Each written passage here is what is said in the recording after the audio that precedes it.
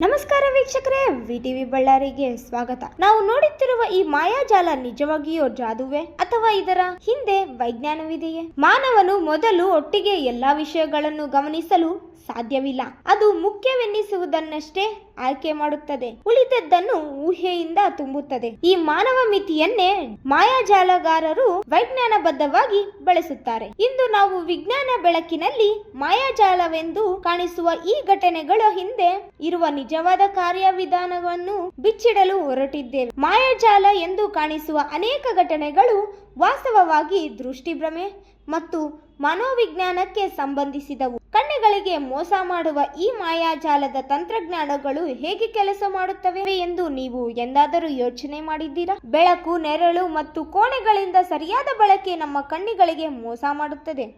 ಮಾನವನ ಮೊದಲು ಒಟ್ಟೊಟ್ಟಿಗೆ ಎಲ್ಲಾ ವಿಷಯಗಳನ್ನು ಗಮನಿಸಲು ಸಾಧ್ಯವಿಲ್ಲ. ಮೆಜಿಷಿಯನ್ನರು ಶಬ್ದ, ಮಾತು, ಕೈ ಚಲನೆ ಮೂಲಕ ನಿಮ್ಮ ಜ್ಞಾನವನ್ನು ಒಂದು ಕಡೆ ಸೆಳೆಯುತ್ತಾರೆ. ಅದೇ ಸಮಯದಲ್ಲಿ ಇನ್ನೊಂದು ಕಡೆ ಟ್ರಿಕ್ ನಡೆಸುತ್ತಾರೆ.